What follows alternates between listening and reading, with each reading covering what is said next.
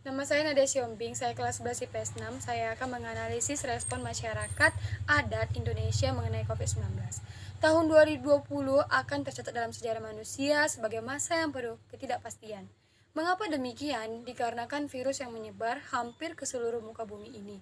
Virus tersebut bernama virus corona atau juga disebut dengan COVID-19, di mana COVID-19 bermula dari kota Wuhan, Cina.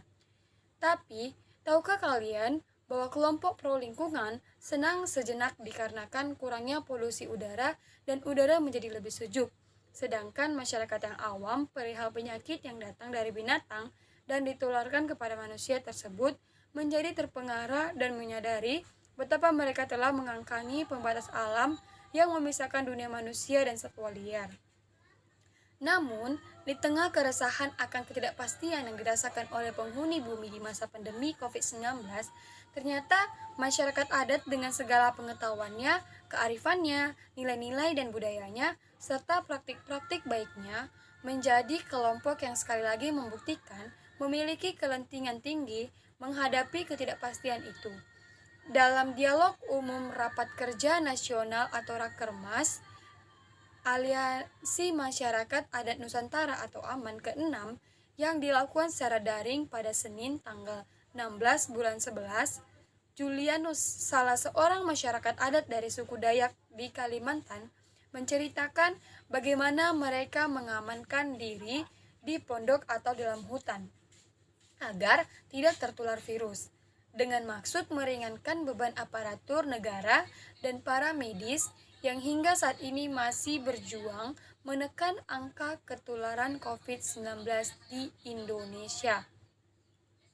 Bagi kami, tinggal di rumah saja itu tidak cukup, dan kami mengamankan diri ke pondok atau ke hutan, karena kami sudah terbiasa. Karena di sana, kami tidak perlu ke pasar, karena untuk makan tidak masalah bagi kami, karena kami sudah terbiasa berladang, dan kami punya padi yang banyak.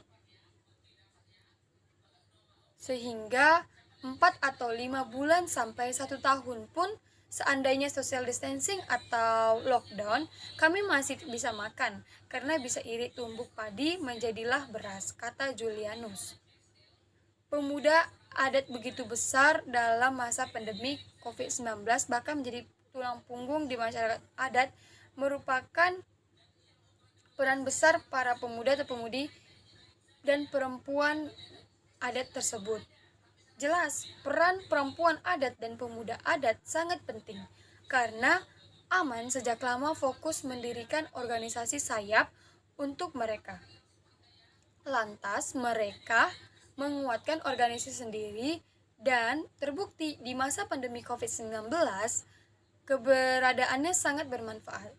Peneliti senior Jogyo Institute Eko Cahyono mengatakan bahwa ini mungkin bukan masa di mana masyarakat adat harus mereposisi keberadaannya, tapi justru mereaktualisasi diri untuk meneguhkan keberadaannya di tengah ketidakpastian kondisi global, mulai dari krisis iklim, pandemi COVID-19, hingga resesi dan krisis ekonomi.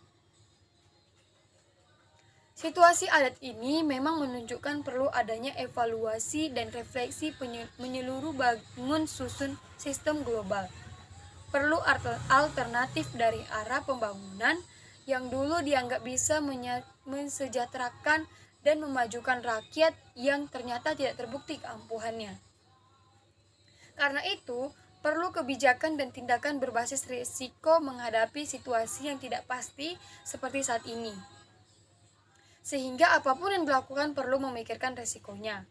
Lalu, perlu juga strategi bertahan hidup yang jitu karena ketidakpastian yang tinggi dan belum pernah dihadapi tadinya.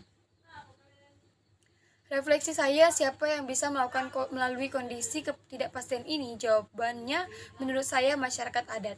Nggak mungkin mengajari survival ke masyarakat adat karena hidupnya harmoni dan hidup di tengah situasi alam yang sudah bersahabat dengan dirinya.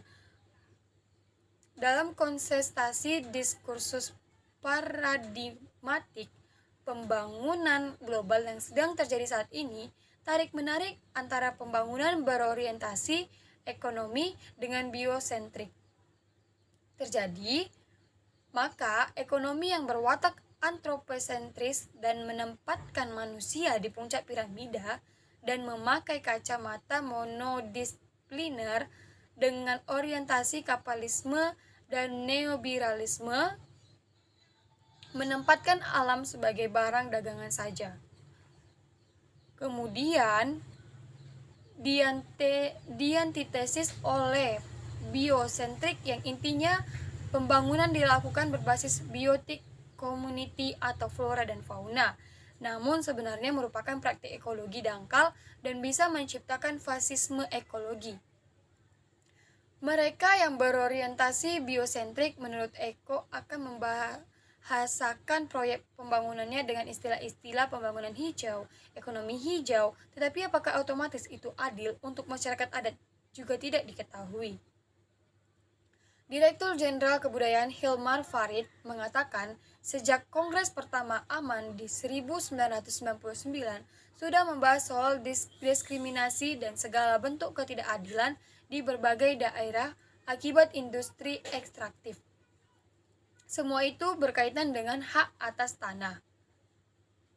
Dan lebih dari itu berkaitan pula dengan identitas, hak masyarakat, baik hak sipil dan politik, ekonomi, sosial, dan budaya. Pertanyaan, apakah sistem yang perlu sekarang ini bisa bertahan? Kalau tidak, apakah alternatifnya? Dan Kakak Ruka telah menyinggung beberapa ide penting, utamakan produksi lokal, utamakan keselamatan, fokus pada pangan, dan segala macam produk yang bisa membawa masyarakat keluar dari krisis ini, ujar Hilmar. Penduduk bumi juga baru mengalami gelombang panas di seluruh dunia, banjir badai di berbagai belahan bumi lain termasuk di Indonesia. Sehingga saat ini sangat tepat untuk secara masif meningkatkan lagi pentingnya hutan, laut, danau, sungai, dan ekosistem yang ada. Jadi menurut saya, peran masyarakat adat tidak terbantahkan karena tidak ada yang tidak peduli akan semua itu daripada mereka. Mereka sudah konkret hadir untuk merawat itu semua. Maka tidak cukup hanya menyatakan sikap. Masyarakat adat tetap perlu menonjolkan secara real keberadaannya untuk keselamatan semua. Sekian mengenai analisis respon masyarakat adat terhadap COVID-19. Maafkan jika ada kesalahan kata ataupun kekurangan kata. Terima kasih.